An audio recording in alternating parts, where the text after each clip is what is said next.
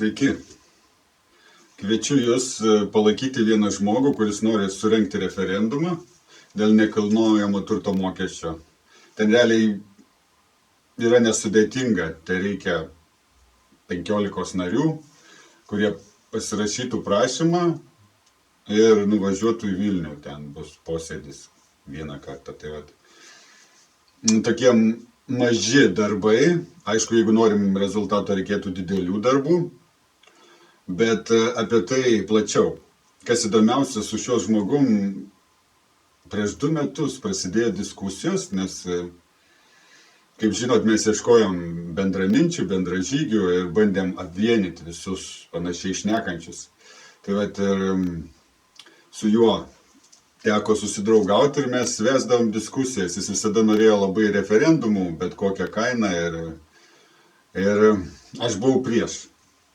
Aš norėjau, kad viskas būtų paskaičiuota, paplanuota, kad mes pradžiai tautos valdžios grupėje susiorganizuotume, išsiaiškintume, kiek yra aktyvių narių, išsikeltume, ko norim ir tik tada keltume referendumą, dar pasiskaičiuotume, kiek yra, kviestume pradžiai žmonės dėl referendumo, tik tada jį paskeltume, kai jau turėtume pakankamą tą skaičių žmonių, kad jau būtų garantuota, kad išeis paskelbti referendumą. Nes nesėkmės atveju tiesiog bus prarasti žmogiški resursai ir žmonės vis mažiau turės vilties, kad bendruomeninis, visuomeninis kažkoks reikalas gali atnešti rezultatą ir kad mes galim kažką kartu bendrai susivienėję padaryti, pakeisti. Toks buvo mano noras ir aš jo nesupratau. Ir po 2 metų vėl mes perėjom į diskusiją ir pagaliau gavosi suprasti. Ir kas įdomu, aš tikiuosi ir jam padėjau mintis išsigryninti. Mintis tokia, kad tu gali palaikyti referendumus, kurie tau tinka, patinka, kurie duoda tau kažkokią asmeninę naudą, bet ignoruodamas tuos, kurie tau netinka, kur klausimai keliami neparankus, kuo tu skirsiesi nuo tų kitų žmonių jau esančių valdžioje, kuriais mes esame nepatenkinti, kad neturim tos sąžiningos lygybės, kad jie turėtų atstovauti visų mūsų bendrus interesus. Ir kuo aš tada skirsiuos nuo jų, jeigu aš būtent, kas man tinka, keliamas koks klausimas, aš ten padedu, prisidedu, o kur man netinkami klausimai ar netinkama kompanija, kuri nori kelti referendumą. Nes kaip, referendumas yra noras, kad visi kartu bendrai išsiaiškintume, ko mes norim. Tu nueini ir pabalsuoji, ar sutinku ar nesutinku. Tai gaunasi, aš uždarydamas kelius, ar trukdydamas, ar nepadėdamas tokiam referendumui, kuris man neparankus, aš savotiškai kaip ir esantis valdžioje, tie korumpuoti, kur mums nepatinka, nesąžiningi žmonės, aš esu toks pat, nes aš bandau nesąžiningų kelių, sukčiaudamas, kad kažkaip patenkinti savo interesą, nors pirmoji vietogi turėtų sąžininga lygybė būti, kad mes visus klausimus sprendžiam kartu bendrai. O čia ne, gaunasi tie, kur man patinka klausimai, tai aš juos sprendžiu ir noriu spręsti su visais bendrai.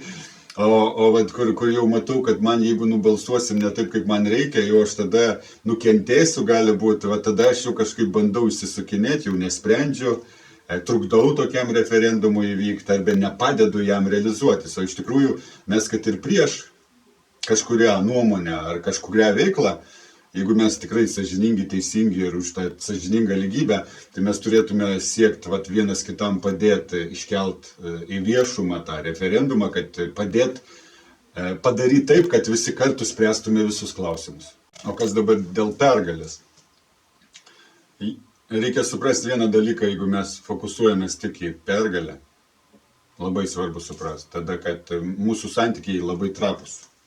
Jeigu mes susimaunam kažkur, suklystam, o realiai pati idėja bendruomenės, bendro veikimo yra tai, kad mes kartu augtume. Tai reiškia, kažkokios idėjos bus klaidingos, kažkur mes suklysim, kažkur kažką blogai paplanuosim. Ir nesėkmės atveju žlunga mūsų ryšys, mūsų santykis, subyra viskas, sudūžta iš šukės. Ir vat šitoj vietoje reikia turėti svarbesnių vertybių nei pergalė ir asmeninė nauda kažkokia materiali man. Tai būtent aukštesnės vertybės ir yra tos, kad aš noriu viską spręsti atvirai, sąžiningoje lygybėje, kartu draugiškai su visais. Ir jeigu žmonės kažkurie nori kažką padaryti ir aš matau, kad bus liūdnos pasiekmes, bet jie tiki, arba jie mato kažkaip kitaip, aš tiesiog jiem padėsiu, mainais po to jie jaus pagarbą iš manęs už tai, kad aš jiem padedu ir jie padės man, mano idėjose. Tai mes užmegsime ryšį, bendruomeninį santykį, jis yra svarbiau. Nes stipri visuomenė, išsitreniravus, dalyvauti visuomeniniai veikloj, organizuota vieninga, ji turi galimybę tada, kai yra stipri, sveika, keisti įtakot, spręst pati ir daryti įtaką išorėje. Tai mūsų čia svarbiausias turėtų būti uždavinys. Ir tada, kai mes koncentruosimės būtent į mūsų bendrą ryšį, stiprinsim ryšį, santykius, pagarbą, komandiškumą, vieningumą, mūsų visą bendrą. Pagal tas vertybės, tiesą, teisybę, sąžiningumą, sąžiningą lygybę, mes turėsim galimybę būti stipriais. O šiais laikais tai yra labai svarbu. Todėl aš dalyvausiu, jeigu surinksim pakankamą kiekį žmonių, aš dalyvausiu, aš būsiu, sutinku būti tarp tų 15 narių. Ir kviečiu jūs jungtis, prisidėti, kas galite, aišku, ir turi drąsos prisimti atsakomybę ir imtis iniciatyvos. Ir pasidalinsiu to žmogaus Facebooko kontaktais, rašykit jam, kas norit. Tai ir aprašymas, raštinis aprašymas apie tai, ką kalbėjau, bus nuorodoj į Facebooko grupę Tautos valdžia. Komentuokit, diskutuojam,